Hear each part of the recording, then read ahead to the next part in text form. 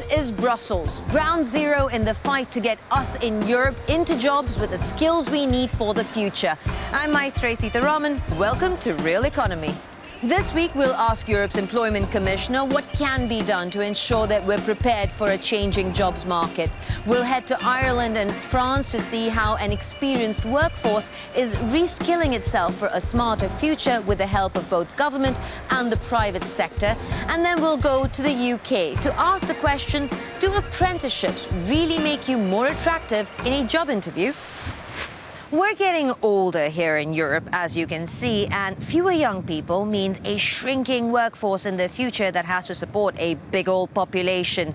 For that, they have to work, and productively. So what does the picture look like now and in 10 years, with skills demand and supply strongly influenced by growth, age and regional differences? Here's a crash course. Maria, Mark and George are among Europe's unemployed millions. Almost half of all employers complain that people like them don't have the right skills, meaning bosses have millions of vacancies. With Mark and George having low or no digital skills, they risk unemployment, since by 2020 90% of all jobs will need some digital skill. By 2025, the majority of jobs will need high qualifications. Maria will have a career as she has a master's degree in biotechnology. Mark is a trained plumber. Medium-level qualifications like his will make up a big chunk of openings as well. George left school early, like 5 million other Europeans. 40% of them are unemployed today. By 2025, they risk becoming long-term unemployed, as only a few jobs will be available for them.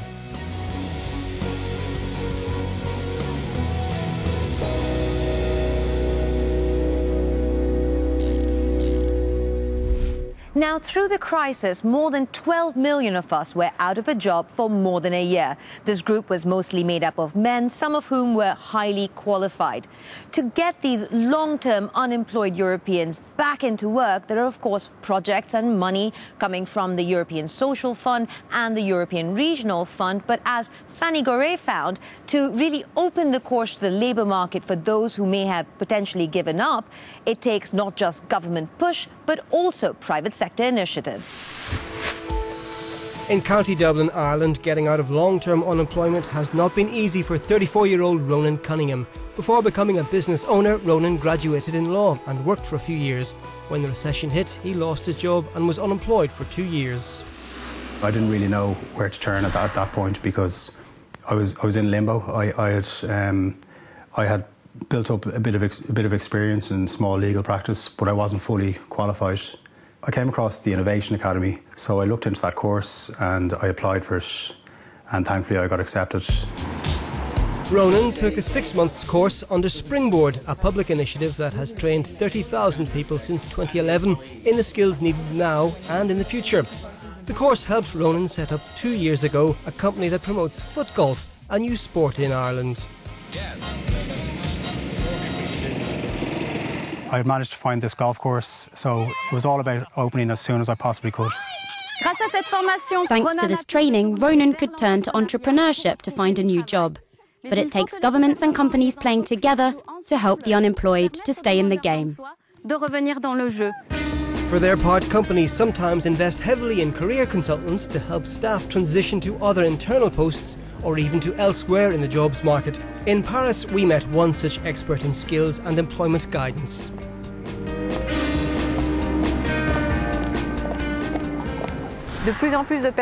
More and more people have to go through training to find a job again because the labour market is changing, jobs are changing, so they definitely must have their skills updated.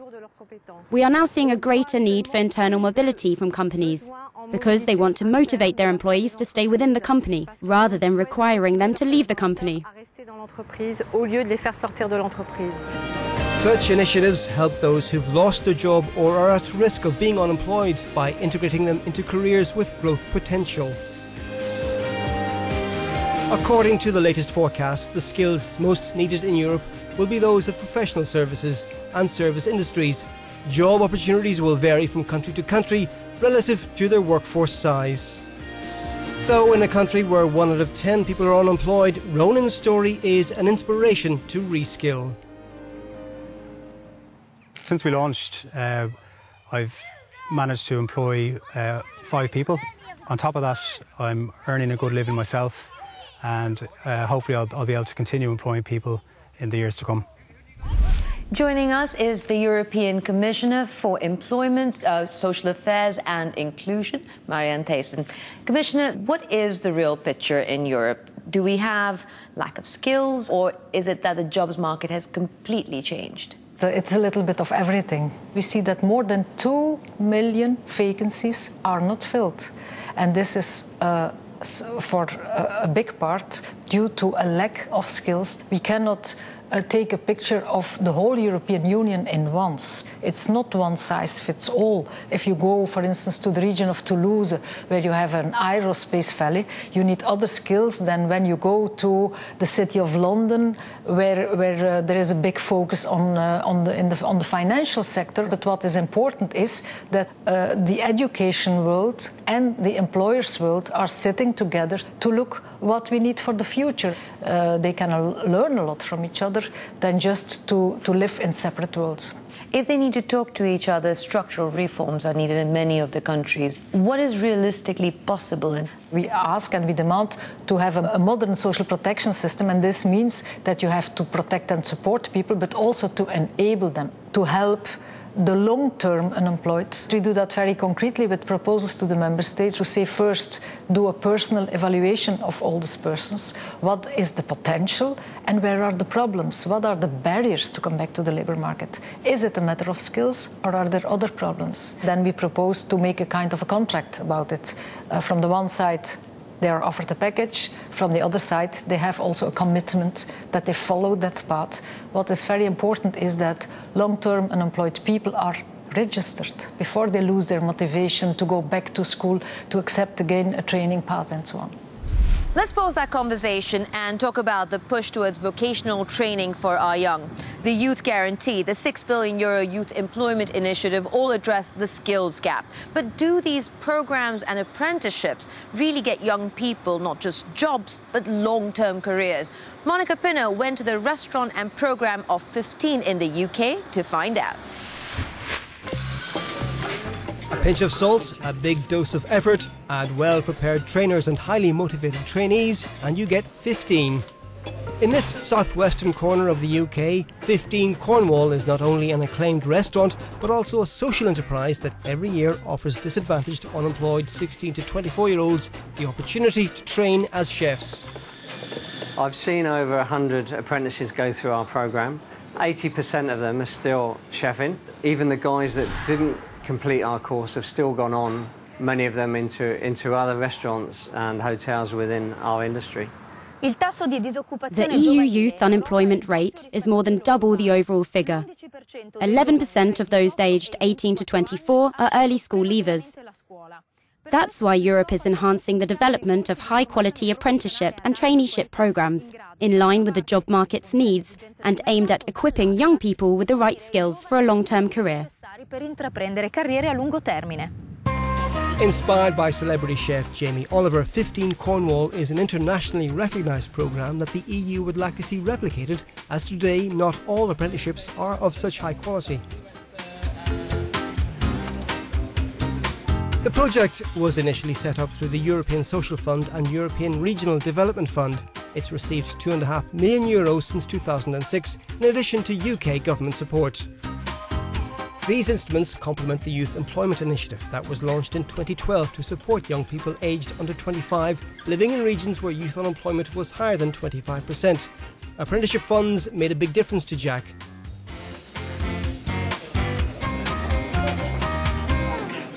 Vocational employment, it's a lot easier for someone like myself. I'm not too academically bright. I've been to college and I was going to do the whole university approach, but it wasn't for me, especially here. It's been like a big stepping stone, so it's kind of probably let me jump ahead in my career by quite a few years. Projects like 15 not only have a huge social impact, the enterprise invests almost €1 million per year back into the local economy through its close-to-home sourcing policy. Still with us is Commissioner Thaysen. Commissioner, has the conversation for young people about jobs and skills changed since the financial crisis? We still see the consequences of the crisis, and it means that we don't have enough jobs. There are many jobs that have been destroyed. When we look at the conversation, young people and the demands of the employers, what we see is that because there are not enough jobs yet, that the demands, of course, are often high, the requirements of the employers, but that on the other side, we see that many people, when they don't find the job of their life, they accept lower levels of employment. So there we see a problem. Specifically for young people that, because of the crisis, they had no chance to have a work experience. This is why we are so keen on promoting the system of apprenticeships, because it gives young people often the first work experience that they need. The quality of the apprenticeship matters, because you may end up going from apprenticeship to apprenticeship and never end up in a real job. We have to be careful there. When you see that young people stay in precarious contracts, short-term contracts, only this one after another, then you can say this is not the right way. We have to accept these precarious work situations, but as a certain phase and a path to a better job opportunity. And this is why we say, be careful, don't accept the labour market where you see young people in precarious situations and the older one still in the good protected situations. And what we are developing next year in our skills agenda is that we are going to have a look what are the skills that we expect to be needed. And this is regionally diversified. It's not one size fits all. Secondly, we want to have a better system of the recognition of qualifications. On that note, Commissioner, thank you so much for your time, and thank you for watching. Goodbye.